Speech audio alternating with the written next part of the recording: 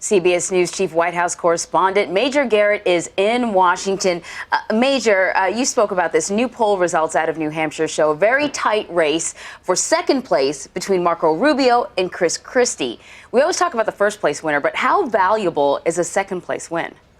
Very valuable to either one of those two candidates, or for that matter, Jeb Bush. Jeb Bush is still on the outside of the periphery of that conversation, but his people continue to insist that he has a very solid ground game and might pull off a surprise in New Hampshire. But be that as it may, for Marco Rubio, Chris Christie, and Jeb Bush, New Hampshire is probably the beginning, and for two of those, possibly the end of their campaign for the Republican nomination for the White House. And here's why.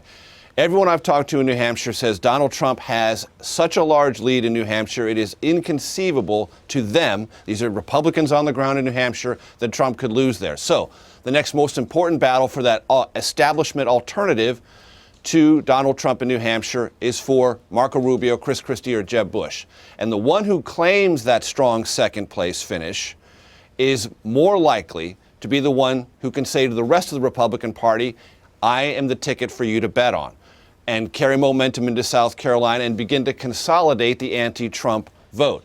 There is one enormous variable in this equation, however.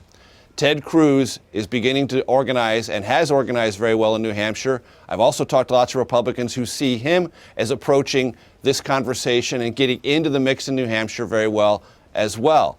So you could have maybe Donald Trump and Ted Cruz and then a third place finish for this so-called mainstream or establishment figure. For Rubio, Christie, and Bush, getting second is really important. Besting Ted Cruz and getting that second place finish is very important to the future sustainability of their campaign and beginning to consolidate either the anti-Trump or anti-Cruz vote, which in some cases is exactly the same establishment vote. Major, speaking of Cruz, Trump continues to question his eligibility to be president, even though the Texas senator made it clear that he's covered under law. Has Cruz effectively squashed this argument, or can it still hurt Cruz with voters?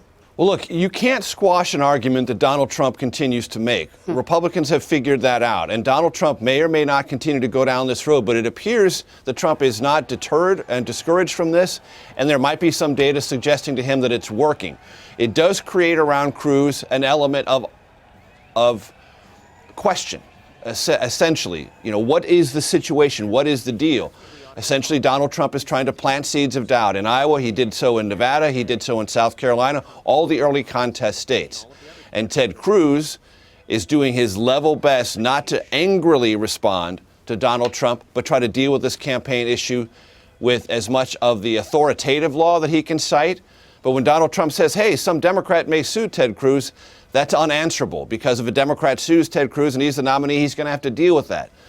What I can tell you is, traveling around with Cruz in Iowa, we were at 4 different events. He did 28 over 6 days.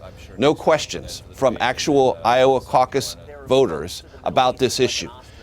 Ted Cruz got lots of questions, 12 different times in 12 different venues, about the renewable fuel standard, which is an ethanol-based question about energy subsidies, which proves again, all politics is local. What Trump talks about is not necessarily what Iowa caucus voters are talking about, and they're talking about the future of ethanol, and Cruz's relationship with that is a bit troubling to some Iowa caucus voters. That's interesting. So later today, Fox Business Network will be announcing who will participate in its main debate this Thursday. Last month, the cable channel really introduced some very restrictive criteria for who would make the cut.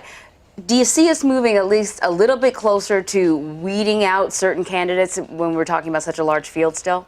Quite possibly, but really, the weeding out of the candidates is entirely up to the voters. They're going to render the final verdict in Iowa, New Hampshire, and South Carolina. And the campaigns that are not competitive in those first 3 early states are going to have to drop out because they're not going to have any more money and they're not going to have any more viability. And some are holding on to the very thinnest edges of viability right now. I would put John Kasich, certainly Carly Fiorina in that category, Rick Santorum, Mike Huckabee as well.